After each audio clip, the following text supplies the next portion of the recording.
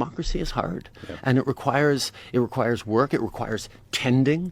It requires deliberate efforts to not just believe simplistic answers either from the left or the right, but know that you have to actually work at it and plug away and be almost earnest in how you lead things. And that idea of responsible leadership contrasts directly with some of the simplistic button pushing that happens out there in accelerated and enhanced by social media tools. But the challenge has been there a long while. When I got elected in 2015, so 7 years ago, one of the things that we put forward, and I remember saying this a whole bunch of times, attack politics, divisive politics, negative, stirring up of hate and fear and differences. The dirty secret is they work. Even back in 2015, they work to get you elected. Sure, yeah. You can do that. You can mobilize and get elected.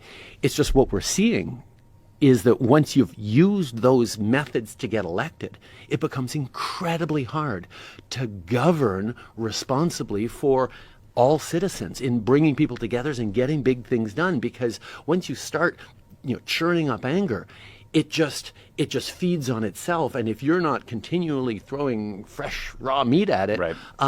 It will get away from you entirely. Yeah. And that's where we're seeing in Canada a certain number of people who stirred up that starting to have it sort of turn back against them.